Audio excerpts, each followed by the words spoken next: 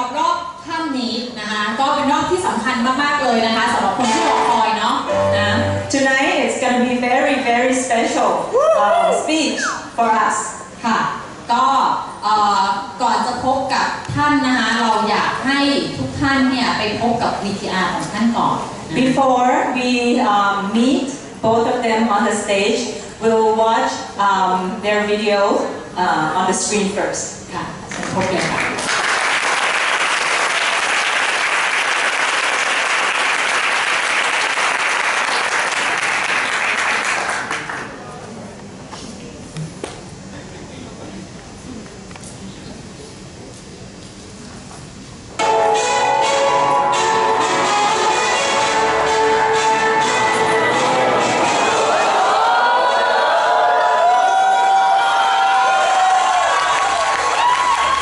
Now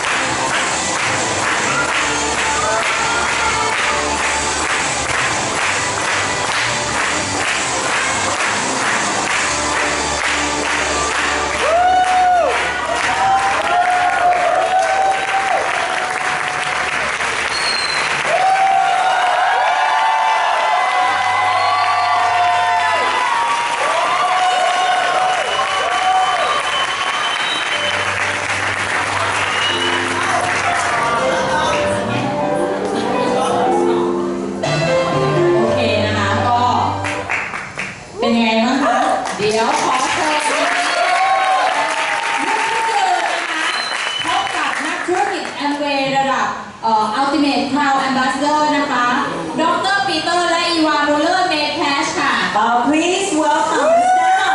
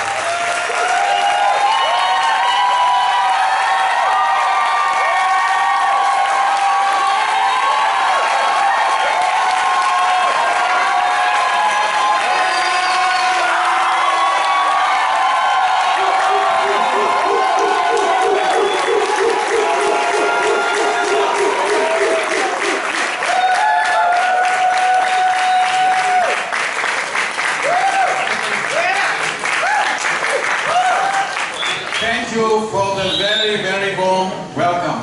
ขอบคุณนะคะสำหรับการต้อนรับอย่างอบอุ่น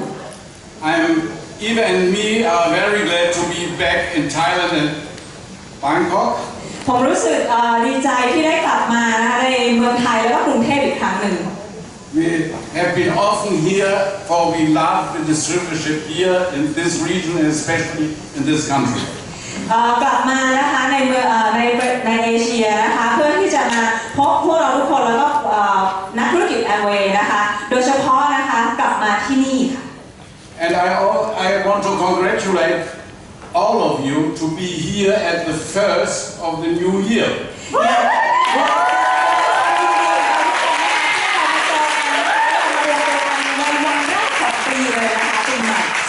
I listened very carefully to the speakers at the last session, and I got the clear message of the 245 days.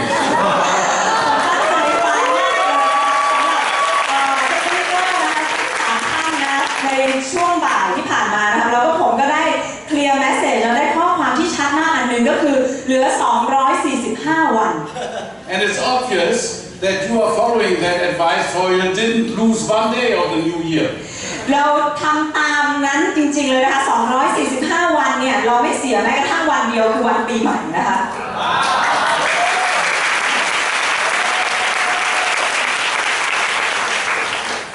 Now it's time enough to qualify Diamond for the 60 years anniversary. เวลามันมีมากพอเลยนะคะที่จะเป็นเพชรนะคะได้นะคะในA60 นี้นะคะ Now, if you have watched the movie here, that was a present of Amway to our 40th anniversary last year in March. So it was a present, and the film was made by Amway as a present to us. วิดีโอที่เราได้ดูกันนะคะเป็นวิดีโอที่ฉลองครบรอบ 40 ปีนะคะของเรานะคะซึ่งAmwayเนี่ยได้ทำให้เป็นของขวัญให้กับเราทั้งสองคน Now, and there was in the beginning how we qualified in the first year not only platinum but ruby and pearl the same time. ในปีแรกที่เราเข้ามาทำธุรกิจนะคะเราไม่ได้เป็นแค่แพลตินัมนะคะแต่ว่าเราเป็นแพลตินัมเป็นรูบี้แล้วก็เป็นทับทิมแล้วก็เป็นไข่มุกด้วยนะคะในปีเดียวกัน But the business year when we ended already in August, as you know, and we only entered in March, so we couldn't qualify diamond the same year. เพราะว่าเข้ามานะคะเรารู้ทุกคนว่าถึงเดือนสิงหาเนี่ยมันจบสิ้นปีบัญชีนะคะซึ่งจบสิ้นปีบัญชีนั้นเนี่ยยังไม่ทันที่จะ qualify เพชรนะคะ So in September we had to start all over again. พอเริ่มกันยานะคะเราก็เริ่มทำงานต่อนะคะทำงานใหม่ But we already started the new fiscal year with 7 legs in qualification. แต่ว่าเราเริ่มต้นปีบัญชีนะคะเดือนกันยานะคะด้วยการที่เรามีองค์กรนะคะครบ7สายงานนะคะแล้วก็เบรกทั้งหมดเลย So it's time enough for you as well to qualify. It's possible. เพราะฉะนั้นเนี่ยนะคะมันมีเวลามากพอนะคะสำหรับคุณทุกคนเลยนะคะที่จะเตรียมองค์กรเราตอนนี้นะคะเพื่อให้เริ่มนับปีบัญชีหน้านะคะเพื่อจะเป็นเพชรได้ You all can do it if you do the same things we did. เราสามารถทำได้นะคะถ้าคุณทุกคนทำเหมือนสิ่งที่เราทำมาแล้ว When we started Amway, I was 36 years of age and my wife was 31 years of age. So we were in the same age more or less as you are now. ตอนผมเริ่มธุรกิจนะครับผมเริ่มด้วยอายุ36แล้วภรรยา31นะเพราะฉะนั้นเนี่ยเริ่มมาด้วยอายุที่ใกล้เคียงกับพวกเราทุกคนมาก And things are much easier nowadays than in those old days of Amway. แล้วทุกวันนี้มันง่ายขึ้นมากแล้วค่ะในทุกๆวันนี้มากถ้าเปรียบเทียบกับเมื่อก่อนเริ่มต้น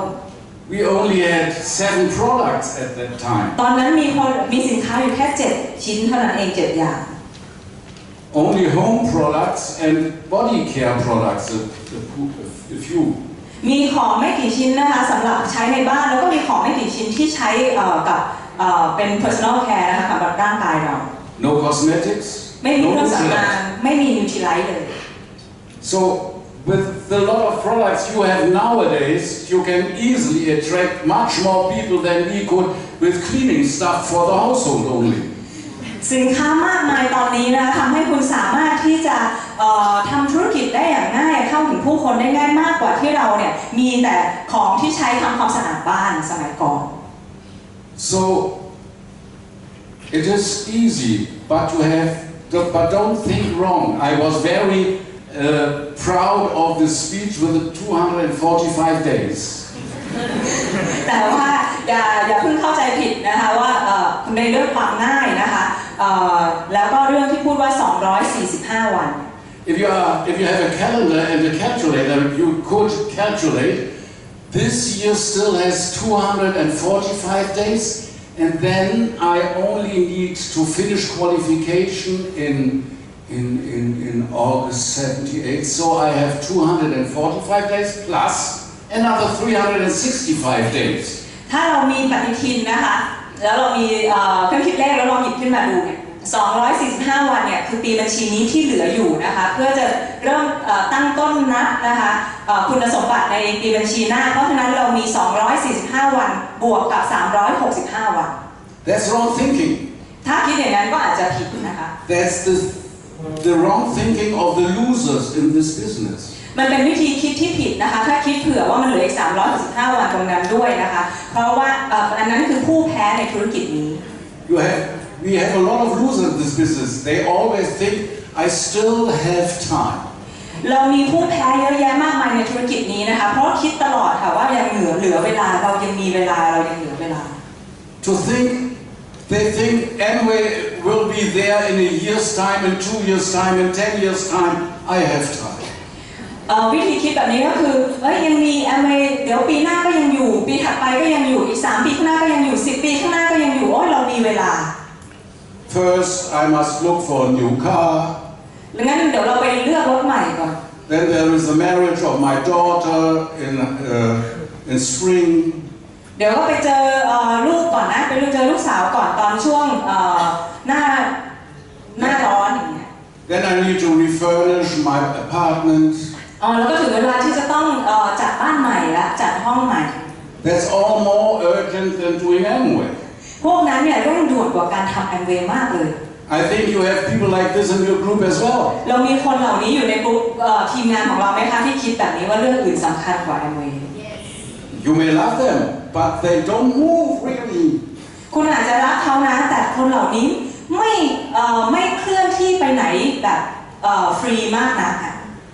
You want them to succeed, but they are thinking later. เราอยากจะให้เขาประสบความสำเร็จนะแต่คนเหล่านั้นก็คิดว่าไว้ก่อน You see, that is not the right thinking to become diamonds อันนั้นนะคะไม่ใช่วิธีคิดที่ถูกต้องที่จะเป็นเพชรนะคะ and to qualify for Las Vegas. แล้วก็จะคุริฟายที่จะได้ไปลาสเวกัสเนี่ย In fact, you can't lose any time if you want to qualify. เพราะฉะนั้นคุณไม่สามารถจะสูญเสียเวลาตรงไหนไปได้เลยค่ะถ้าคุณต้องการที่จะเป็นเพชรจริงๆ It's urgent. มันเร่งด่วนค่ะ You see, to finish qualification in August 18 means you have to enter qualification the latest in March 18. ถ้าคุณจะเป็นเพชรเนี่ยนะคะคุณจะต้อง qualify นะคะได้คุณสมบัตินั้นเนี่ยต้องสิงหาปี 18 นะคะแต่อันนั้นเนี่ยหมายความว่าคุณจะต้องช้าที่สุดเนี่ยก็คือคุณสมบัตินั้นจะต้องเริ่มนับแล้วตั้งแต่เดือนมีนาปี 18 ค่ะ That's simple mathematics. อันนั้นมันเป็นเลขที่คำนวณได้ง่ายๆเลยนะคะถ้าเราเข้าใจเรื่องปีบัญชีกับการนับคุณสมบัติ So you should use this day, the first day of this 245 days, first to analyze where you are standing in this business. สิ่งแรกที่เราจะทำนะคะในธุรกิจนี้นะคะในวันแรกของ245 วันที่เหลือก็คือวันนี้เนี่ยนะคะก็คือมาวิเคราะห์ดูว่าเราอยู่จุดไหนในธุรกิจนี้แล้ว You know what you need. เรารู้ว่าเราต้องการอะไร You know what you need the latest in March 18, 6 qualifying legs in one row. เรารู้นะคะว่าเราจำเป็นที่จะต้องมี6 สายงานนะคะในมีนาปี 18 เพราะฉะนั้นเนี่ยตรงนั้นแหละค่ะจะต้องนำมาวิเคราะห์ 7 legs in one row is better for you. 7 สายงานนะคะ7 legs in 7 legs, frontal legs. front line นะคะ7 front เนี่ยต้องครบแล้ว First of all, you have a certain security for qualification. อันนึงนะคะก็คือมี7 สายก็คืออย่างน้อยก็เพื่อความแน่นอนมากขึ้นนะคะว่าเราจะได้เป็น And secondly, you get much more money from Amway if you qualify with 7 legs. แล้วถ้าเรามี7 สายงานนะคะอย่างที่2นะคะไม่ใช่แค่ปลอดภัยนะคะก็คือเราได้เงินเพิ่มด้วยจาก Amway นะคะมากกว่า6 สายมี7 สาย You don't only get diamond bonus. คุณก็จะไม่ได้แค่โบนัสของไดมอนด์นะ You don't only get emerald bonus. คุณก็จะได้โบนัสของมรกตด้วย You get diamond plus bonus as well. คุณจะได้โบนัสของไดมอนด์แต่เป็นโบนัสแบบบวกๆด้วย And that's a lot of money. แล้วตรงนั้นเงินจำนวนมากนะคะ I promise you. ฉันสัญญา I know it. ผมรู้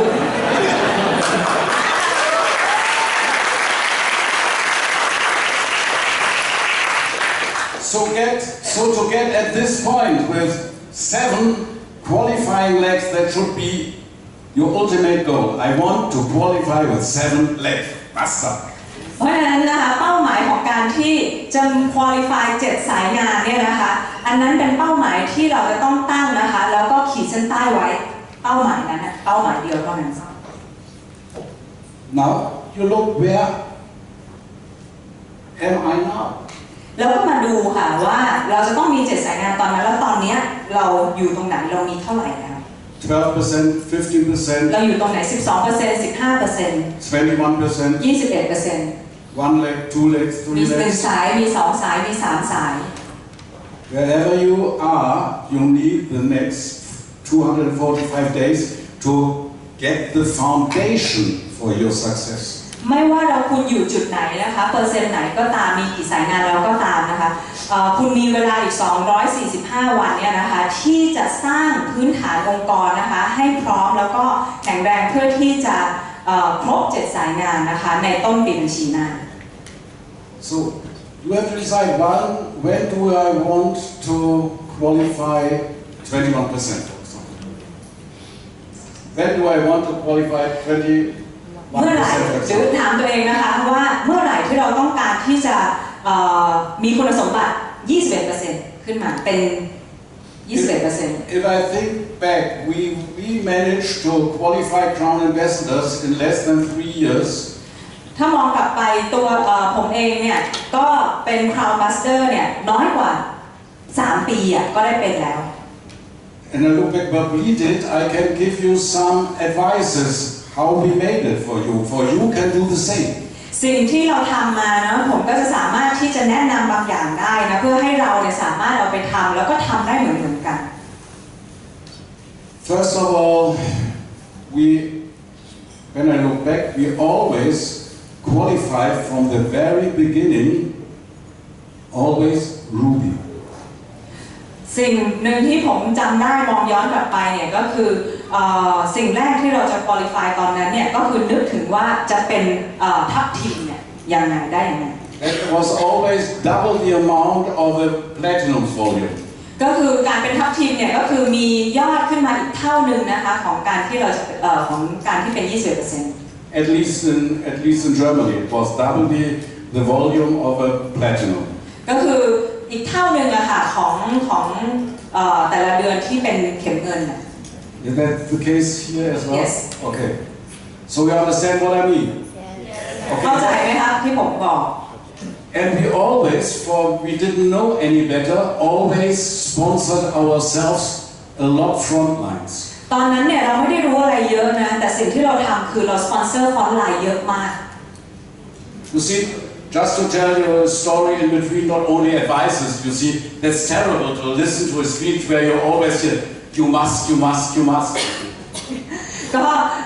การเล่าเรื่องนะคะเป็นการบอกกล่าวว่าเร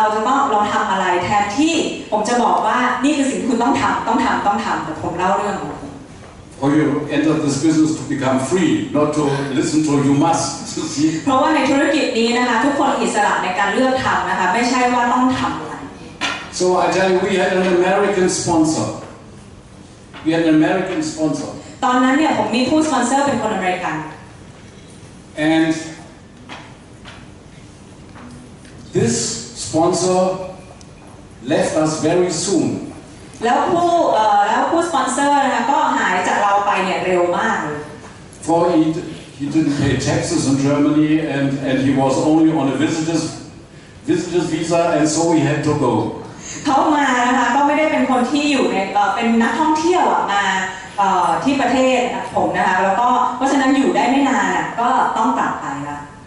So we were on our own. เพราะฉะนั้นพวกเราเนี่ยต้องอยู่ด้วยตัวเอง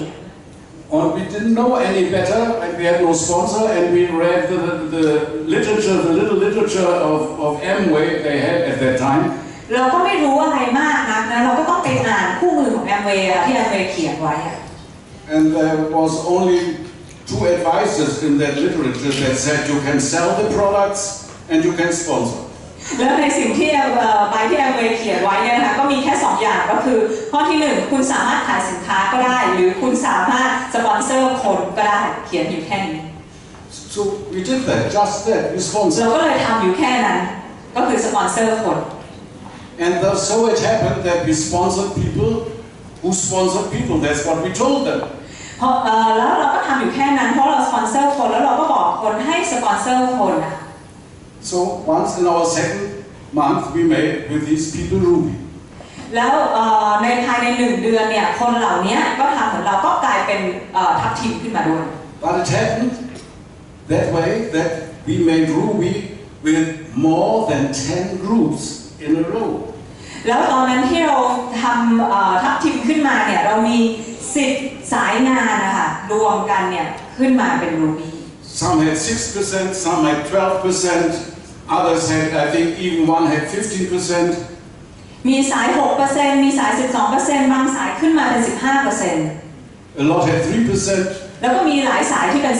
3% But it happened that we produced always our volume with 10 groups or more. ตอนนั้นเนี่ยสิ่งที่เราเป็นทัพทีมขึ้นมาเนี่ยมันมาจากกลุ่มคนเนี่ยนะคะที่เป็น10 กลุ่มขึ้นไป Now you see what happened just to us, for we didn't know any better. แล้วเรามาดูนะว่าอะไรเกิดขึ้นนะเพราะเราก็ไม่ได้รู้อะไรเยอะตอนนั้น The month later, 3 of those groups made 21% themselves. แล้วหลังจากนั้นผ่านไป3เดือนนะ3 กลุ่มตรงนั้นน่ะอยู่ดีก็เป็น 21% ได้ด้วยตัวเองเลย For they just did the same EFC with us. เขาก็ทำเหมือนกันกับที่เราทำเท่านั้นเอง And now we lost in the course of that month 3 groups with 10,000 PV. แล้วตอนในเดือนนั้นนะเราก็มี3 กลุ่มเนี่ยที่เป็น10,000 PV นะคะของแผนของที่นั่นนะคะ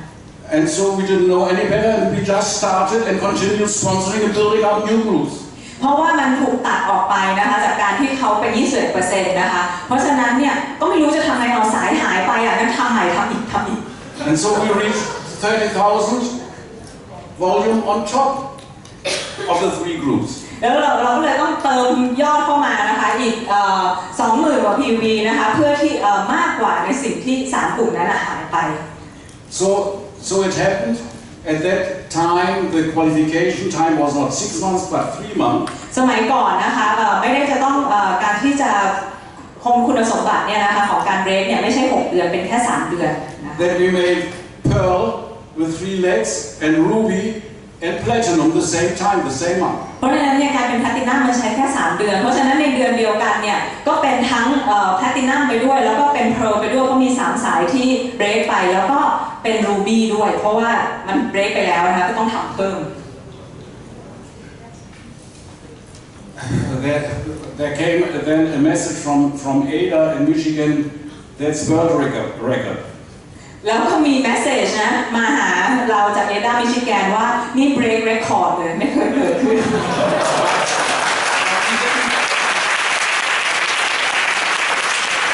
But we didn't know any better. แต่ตอนนั้นนะคะเราก็ไม่ได้รู้อะไรมากไปกว่านั้นน่ะ And when we went into diamond qualification, we had a ruby volume on top for we just continued what we were doing. พอเราขึ้นมาเป็นเพชรนะคะเราก็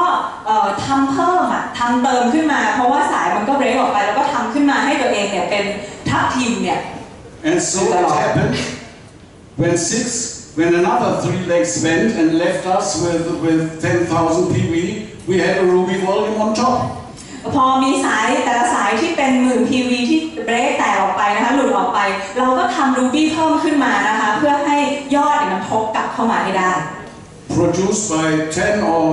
groups also. ซึ่งมันเกิดขึ้นมาเนี่ยจากประมาณ10 สายงาน10 กลุ่มก็ทำเติมให้เป็น10อยู่ตลอด And that's the reason why we could qualify double diamond the same year. เพราะฉะนั้นนะและนั่นแหละเป็นเหตุผลที่ทำให้เราเป็นเพชรคู่ได้เนี่ยภายในปีที่2เลยAnd the year after we qualified triple and crown the same year, for we always did the same. แล้วพอเราเป็นตรีเพชรนะคะเราก็ยังทำเหมือนเดิมจนเป็นคราวAnd now I can't really see the reason why you couldn't do the same simple things. เพราะฉะนั้นผ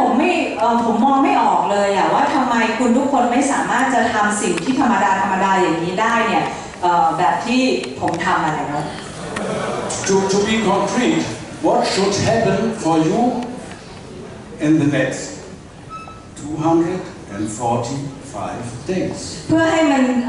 ชัดเจนนะว่าอะไรที่จะเกิดขึ้นกับคุณได้บ้างใน245 วันเนี่ย So first of all, you need a goal. อย่างแรกเลยนะ need to do it คุณต้องทำมันค่ะสร้างมันทำมัน So from my experience or from our experience, my suggestion is you should qualify in the middle of these 245 days at least ruby. เพราะฉะนั้นถ้ามาจากประสบการณ์ผมแล้วผมให้คำแนะนำเนี่ยจากประสบการณ์ผมและประสบการณ์ของเราทั้งคู่เนี่ยก็คือผ่านใน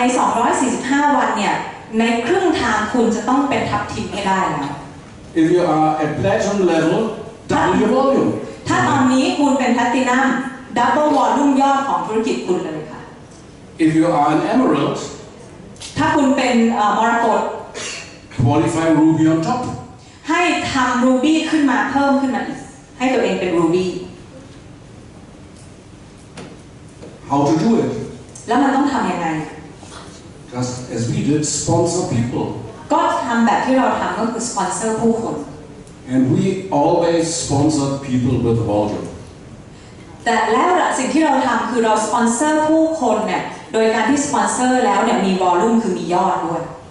If somebody didn't want to buy products or order products when he signed up, we said, they always have excuses, you see. I get my money at the end of the month, or I must look what I really need. Do you have a catalog or things like that? They say. เวลาเราสปอนเซอร์คนนะแล้วก็จะทำยอดด้วยเนี่ยคนก็มักจะมีข้ออ้างเยอะแยะเดี๋ยวต้องเก็บเงินน่ะเพราะมีค่าใช้จ่ายต้องใช้สิ้นเดือนน่ะหรือมีข้อแก้ตัวอะไรบางอย่างที่จะไม่จ่ายเงินออกมา Do you have those people? มีคนเหล่านี้ไหมคะไม่ซื้ออ่ะ Don't sponsor them. ไม่ต้องสปอนเซอร์คนเหล่านั้นเลยค่ะ We didn't sponsor them. เพราะว่าเราเจอคนเหล่านี้เราก็ไม่สปอนเซอร์ละ Eva said, come back and sign up when you have the money. เราก็แค่จะบอกว่าตอนคุณพร้อมคุณมีเงินแล้วเนี่ยเดี๋ยวค่อยสมัครแล้วกัน Or she said, here is our catalog. You can come back if you have made a list of products you want and then we sign. เราจะไม่สมัครคนโดยที่ไม่มียอดเลยนะคะเพราะฉะนั้นเนี่ยถ้าเขาไม่ได้จะซื้อเนี่ยเราอาจจะให้แคตตาล็อกเข้าไปแล้วก็บอกว่าคุณเอาแคตตาล็อกไปถ้าไปดูแล้วมีตัวไหนอยากซื้อแล้วก็อยากใช้ค่อยกลับมาหาเราแล้วเดี๋ยวค่อยสมัคร We didn't think, oh, if we don't sign him up, he may go to another one and sign up. เราไม่เคยคิดนะว่าเฮ้ยคนเหล่านี้ถ้าไม่สมัครกับเราเนี่ยเดี๋ยวกลัวจังเลยเดี๋ยวจะไปสมัครกับคนอื่น For to sign up, somebody without products is senseless anyway. เพราะว่าถ้าไปสมัครกับคนอื่นแล้วก็ไม่เกิดยอดมันก็ไม่มีอะไรอะค่ะสมัครในแรงเวง And as we did so with them, they did the same with the prospects they had. เพราะว่าพอเราทำแบบนี้กับเขาเนี่ยเขาก็จะไปทำแบบนี้กับ prospect ของเขาคือสมัครแล้วก็ไม่มียอด You see, you set the example. คุณเห็นไหมว่าคุณต้องเป็นแบบอย่างเป็นตัวอย่าง You don't teach, you teach by example. คุณไม่ได้จะต้องสอนปากเปล่าเปล่าๆนะคะด้วยคำพูดแต่ว่าคุณสอนโดยการเป็นแบบอย่าง I think somebody said that already this afternoon. วันนี้มีคนพูดประโยคนั้นไปแล้วด้วยนะคะช่วงบ่าย And that's all we did. We set the example and sponsored our front lines and helped our people to do the same. แล้วเราก็ช่วยนะคะสปอนเซอร์ฟอนต์ไลน์ของเรานะคะแล้วก็ช่วยพวกเขานะคะให้เขาสามารถทำได้เหมือนเรา If you do that with a real goal and as intensive as your goal gives you the power for that, you'll be able to qualify Ruby in May, better in April, around that time. Just start now if you make your decision. ถ้าคุณตัดสินใจแล้วนะคะให้คุณทำมาค่ะแล้วก็เชื่อในสิ่งที่คุณจะทำมันลงไปเนี่ยแล้วสิ่งเหล่านี้มันจะเกิดขึ้นนะคะภายในครึ่งทางของ245วัน As you know, there are different ways to qualify Ruby. คุณรู้นะคะว่ามันมีหลายวิธีการที่จะเป็นทัพทีมได้ You may have a very strong leg doing 80% and another strong leg doing 18% and that's it. คุณอาจจะมีแค่2สายงานนะคะสายหนึ่งเป็น 18% อีกสายหนึ่งเป็น 18% นะคะแล้วก็เราก็มียอดไม่เยอะเท่าไหร่ก็เป็นแล้วทัพทีม But that wouldn't help you. แต่อันนั้นจะไม่ช่วยอะไรคุณเลย You need the groups, the potential to qualify them. คุณจะต้องมีกลุ่มหลายๆกลุ่มเลยค่ะที่เป็นกลุ่มที่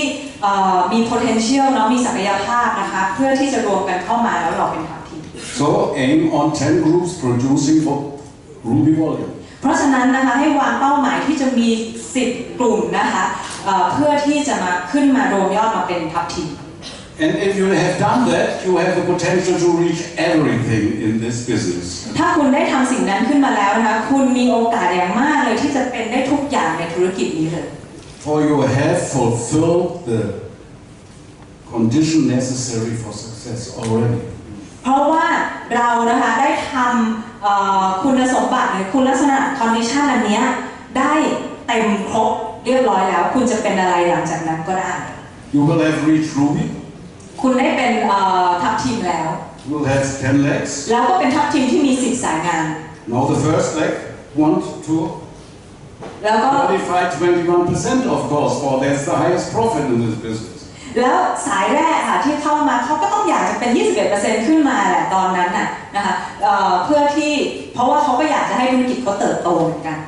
That's okay, you have lost 10,000 volume now. แล้วตอนนั้นพอเขาเป็น 21% นะสายนั้นก็จะตัดจากคุณไปไม่รวมขึ้นมาเป็นยอดทัพทีมของคุณ Fill up to Ruby again, you know how to do it. ตอนนี้เรารู้แล้วทำไงทำมา10สายงานแล้วเพราะฉะนั้นเราก็เติมขึ้นมาให้ครบเป็น Ruby ก็ทำขึ้นมา1สายตอนเขาเป็น The second is going to qualify. แล้วพออีกสายหนึ่งนะเป็น 21% ขึ้นมาเหมือนกัน Do the same work, follow up. แล้วก็ทำอีกค่ะเปิดสายใหม่ขึ้นมาสร้างกลุ่มใหม่ขึ้นมา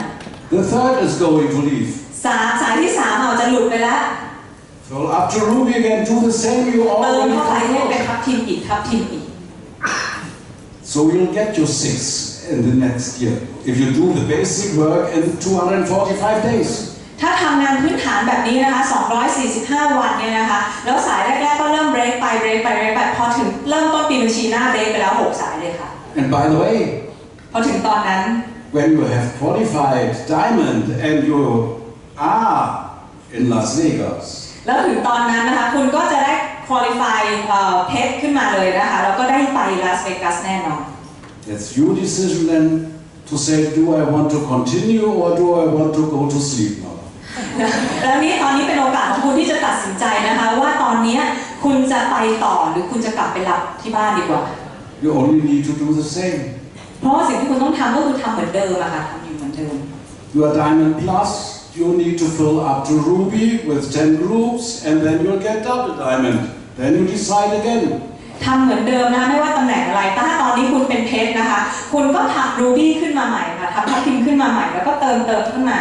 Ruby on top with 10 groups and you go on to triple. แล้วเติมขึ้นมาอีก10สายงานเพื่อให้เป็นทับทิมนะคะแล้วก็ทำอย่างเงี้ยวนไปเรื่อยๆ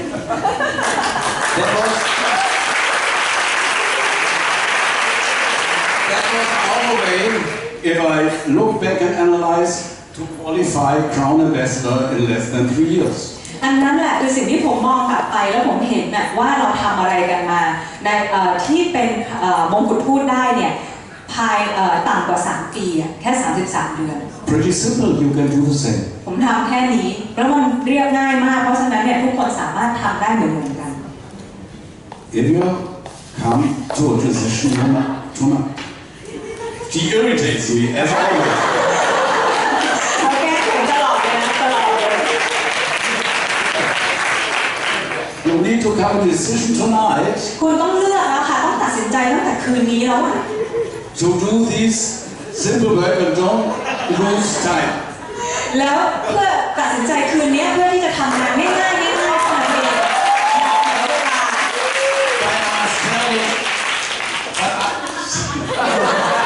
But I must tell you something. แต่อย่างหนึ่งที่ผมต้องบอกคุณ We wouldn't be here without this little girl. พวกเราจะไม่มาอยู่จุดนี้ได้เลยถ้าไม่มีผู้หญิงตัวเล็กๆคนนี้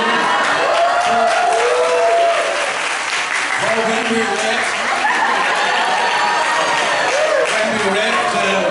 we read the application, we had to fill out the first time. I didn't want to sign. ตอนที่อ่านใบสมัครตอนแรกเนี่ยนะผมไม่ได้อยากจะสมัครเลย She was the one who did the decision. อีวาถ้าเป็นคนตัดสินใจนะคะที่จะสมัคร And she always was the one who set the goals. แล้วอีวาก็เป็นคนตั้งเป้าหมายตลอดเลยค่ะ So it's much more important to listen to this, เพราะฉะนั้นมันสำคัญกว่านะคะ which happens to be my wife. ที่จะฟังผู้หญิงคนนี้นะคะที่อันนี้คือภรรยาของผม And I'm still thankful that they once signed this application. แล้วผมก็รู้สึกขอบคุณวันนั้นเราได้เซ็นใบสมัคร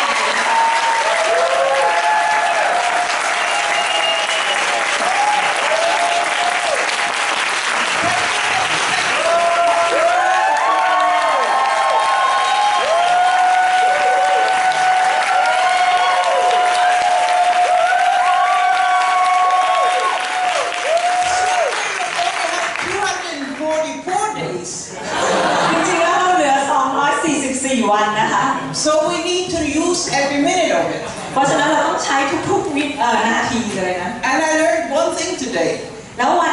ฉันเรียนรู้สิ่งหนึ่งวันนี้นะคะ When somebody has a goal, เวลาใครก็ตามที่มีเป้าหมาย he has to tell his whole family, เขาจะต้องบอกครอบครัวเขาทั้งหมด don't distract me. อย่ามาขวางทางเป้า Don't หมาย distract me. อย่ามายุ่งกับฉัน Don't get married. อย่าแต่งงานด้วยนะไม่มีคิวแล้ว Yeah, but it's true. It's all these little things which keep you away from your goal. เพราะมันจริงค่ะเรื่องเล็กๆน้อยๆเหล่านี้แหละที่จะทำให้เราหายไปจากเป้าหมายของเราอ่ะ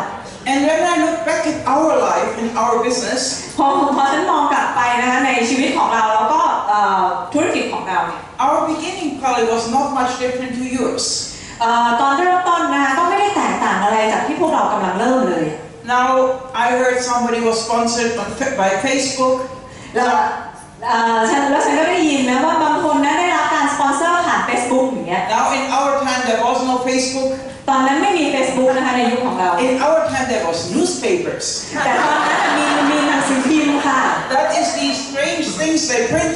on a sheet of paper. แล้วในหนังสือพิมพ์ก็จะมีเรื่องเขียนคำแปลกๆอะไรก็ไม่รู้อ่ะอยู่ในหนังสือพิมพ์ไปลงข่าวอย่างเงี้ย I wonder who buys them today. แล้วฉันก็สงสัยเหมือนกันนะว่าใครซื้อสิ่งเหล่านั้นI listen to the news on my iPhone. ตอนนี้นะฉันฟังข่าวผ่าน iPhone แล้ว If I want to read news on somewhere, I don't read it in a newspaper. I read it on the iPhone. พอฉันอยากจะอ่านข่าวฉันไม่อ่านในหนังสือพิมพ์แล้วอ่ะฉันอ่านใน iPhone แล้วอ่ะทุกวันนี้ But 40 years ago, there was a newspaper. แต่40 กว่าปีที่แล้วเนี่ยมันมีหนังสือพิมพ์จริงๆค่ะ And there was a little advertisement. แล้วมันก็มีช่องเล็กๆนะคะที่เป็นโฆษณาอยู่ And it said, "Do you want to be self-employed?" แล้วมันก็ในหนังสือพิมพ์นะช่องมันก็เขียนว่าคุณอยากจะเป็นนายตัวเองไหม English necessary. English necessary. พูดภาษาอังกฤษได้เป็นลักษณะสำคัญอย่างเงี้ย Couples preferred. ถ้าเป็นคู่ยิ่งดี Part-time possible. สามารถเป็นงานพาร์ทไทม์ได้ Now what could that be? อันนั้นมันคืออะไรคะเขียนอยู่ในหนังสือพิมพ์ We needed money. That was the only thing. ตอนนั้นเนี่ยเราต้องการเงินนะคะอันนี้มันคือสิ่งเดียวเลย We had very good titles. เรามีคำนำหน้าที่ดีนะคะ We were very important people at the university. เราเป็นคนที่มีชื่อเสียงเราเป็นคนที่สำคัญในมหาวิทยาลัยอ่ะ But we had no money. แต่เราไม่มีเงินนะก็หมายเป็นด็อกเตอร์ We had 4 children. แล้วเราก็มีลูกนะคะแล้วเราก็จนด้วย Good title. แต่มีตำแหน่งดีมีคำนำหน้าชื่อที่ดี Very good degrees at ourselves. แล้วก็มีดีกรีที่การศึกษาที่สูงอ่ะ But no money. แต่ไม่มีตังค์เลย So I was always looking for things we could do to make more money. แล้วฉันก็เลยต้องมองหาว่าอะไรบ้างที่จะทำเพื่อสร้างเงินเพิ่มได้ One day I got my husband a job. แล้ววันหนึ่งนะคะฉันก็ได้งานให้สามีของฉัน I learned one thing later from Rich DeVos. ฉันเรียนรู้อย่างหนึ่งนะคะจาก Rich DeVos Rich DeVos said, Rich DeVos บอกว่า delegate or stagnate. กระจายงานนะหรือStagnate. หรือ Stagnation is nothing move ก็คือถ้ากระจายงานหรือไม่ก็ค้างตึงอยู่กับที่นั่นแหละ Now that was something I could always do without even knowing that. อันนั้นเป็นสิ่งที่ฉันทำมาตลอดเลยโดยที่ไม่เคยรู้อันนี้มาก่อน My husband always said, you give everybody the work to do, and what do you do? สามีฉันก็จะบอกเธอแบ่งงานคนอื่นทำหมดแล้วตกลงเธอทำอะไรวะเธอให้งานคนอื่นทำ I said I use my brains. ฉันบอกฉันใช้สมองฉันไง So so my husband, I thought my husband needs to earn more money. ฉันก็คิดนะถึงเวลาแล้วสามีต้องทำงานเพิ่ม So I found him a job. แล้วฉันก็เลยหางานให้กับสามีฉันทำ In addition to the university. เพิ่มนะเป็นงานเพิ่มเติมจากการสอนในมหาวิทยาลัย He was working 40 hours at the university. เขาทำงานนะคะ14 ชั่วโมงอยู่ในมหาวิทยาลัย And I found him another part-time job. แล้วฉันก็หางานพาร์ทไทม์ให้สามีฉันทำ 10 hours at an American university. อีก10 ชั่วโมงนะคะทำในมหาวิทยาลัยอเมริกัน In our city, there was about 50,000 American soldiers stationed. ในประเทศของเรานะคะมี 50,000 มีทหารนะคะอเมริกันเนี่ย 50,000 กว่าคน And they had their own university there. แล้วมหาวิทยาลัยอเมริกันของทหารเนี่ยนะคะเขามีมหาวิทยาลัยของ And ตัว they เอ were ง looking for teachers. แล้วตอนนั้นเนี่ยมหาวิทยาลัยเนี้ยต้องการมองหาอา So จาร I ย์ got him a job there. ฉันก็เลยโยนงานไปให้สามีฉันทำเพิ่ม He didn't speak any English, ตอนนั้นเนี่ยเขาพูดภาษาอังกฤษไม่ได้เลยสามีฉัน but I got him the job. แต่ว่าหางานให้ได้แล้วอ่ะ So he said, I can't take this job. เขาก็ปีเตอร์ก็บอกว่ารับงานนี้ไม่ได้ I don't speak English. เพราะว่าผมไม่ได้พูดภาษาอังกฤษ I said, no problem. ฉันก็บอกไม่เป็นไรไม่มีปัญหา you will find out how much they speak English. แล้วเดี๋ยวคุณจะไปเจอเองไปเรียนรู้เองไปเจอเองนะว่าคนเหล่านี้พูดภาษาอังกฤษ First lesson, he went. ไปเรียนรู้อย่างแรกนะคะที่เขาได้เรียนรู้ I went with him. ฉันไปกับเขาด้วย And he found out one good thing. แล้วเขาก็ไปพบนะคะสิ่งดีสิ่งหนึ่ง Most of the American soldiers did not speak English. ไปพบมาว่าคนส่วนใหญ่ที่เป็นทหารอเมริกันเนี่ยไม่ได้พูดภาษาอังกฤษค่ะ They were all foreigners. คนเป็นทหารอเมริกันก็จริงแต่ทุกคนไม่ใช่คนอเมริกันเป็นชาวต่างชาติหมดเลย And they joined the American Navy, Army, or Air Force for one reason. คนเหล่านี้นะที่เป็นชาวต่างชาติเนี่ยเข้าไปจอยอยู่ในการเป็นทหารอเมริกันไม่ว่าจะเป็นทหารบกทหารอากาศหรือว่าทหารเรือ They would get a citizenship of America. ถ้าไปเป็นทหารปุ๊บก็จะได้ซิติเซนนะคะได้เป็นคนอเมริกัน But it was very good. We got double the amount of money at that American university than we got in our university. แล้วแต่ว่าการที่ไปสอนที่มหาวิทยาลัยนั้นเนี่ยนะคะได้เงินมากกว่าที่สอนจากมหาวิทยาลัยเดิมอีก And he only had to work 10 hours a week instead of 40 hours. แล้วทำแค่10 ชั่วโมงนะคะแทนที่จะทำต้อง40 ชั่วโมง But there was one thing which was even much better than that money. แต่ว่ามันมีสิ่งหนึ่งที่มันดียิ่งกว่าเงินตรงนั้นที่ได้อะค่ะ When I called that guy at the who put the advertisement in the newspaper, ตอนฉันโทรไปหาคนนั้นนะคะที่เป็นคนลงหนังสือพิมพ์อะ and I said, "What is it?" ฉันก็โทรไปแล้วฉันก็ถามว่าไอ้นี่คืออะไรเหรอ He said, "Have you ever heard of Amway?" ผู้ชายคนนั้นก็บอกว่าคุณเคยได้ยินคำว่าแอมเวย์ไหม I never have heard about ฉัน it. ไม่เคยได้ยินเลย So he invited us to come to a meeting. เขานะคะก็เชิญเรา2 คนเนี่ยไปเข้างานมีตติ้งงานประชุม I would have never come to this meeting. I didn't want to go to ฉัน this ไม่ได้ meeting อยากไปเลยนะคะ because it sounded so strange. เพราะมันประหลาดมากค่ะฟังทางโทรศัพท์นี่คืออะไรเนี่ย He didn't tell me what it was. ไม่บอกเลยว่ามันคืออะไร He didn't tell me what I have to do. แล้วก็ไม่บอกด้วยนะว่าฉันต้องทำอะไร He only invited me to a meeting เขาแค่เชิญไปงานประชุมอะ and he told me it's Amway แล้วก็บอกแค่ว่ามันคือแอมเวย์ and I had no idea what Amway แล้วฉัน was. ก็ไม่รู้เลยแอมเวย์คืออะไร So I called my husband's friend. เพราะฉะนั้นฉันก็เลยโทรไปหาเพื่อนของสามีฉัน He was an officer in the American Army. เพื่อนของสามีฉันเนี่ยเป็นคนที่ทำงานนะคะอยู่ในทหารน่ะในกรมทหารของอ And เมริกา I asked him, "What is Amway?" ฉันก็เลยถามเขาว่าอะไรคือแอมเวย์เหรอ And he said, "They have very good products." แล้วผู้ชายแล้วผู้ชายคนนั้นก็พูดว่าอ๋อแอมเวย์เหรอมีสินค้าที่ดีมากๆเลย And people have become millionaires. แล้วคนที่เข้าไปอยู่ในนี้ก็เป็นเศรษฐีกันทั้งนั้นเลย And he was an American. แล้วเขาเป็นคนอเมริกันค่ะ So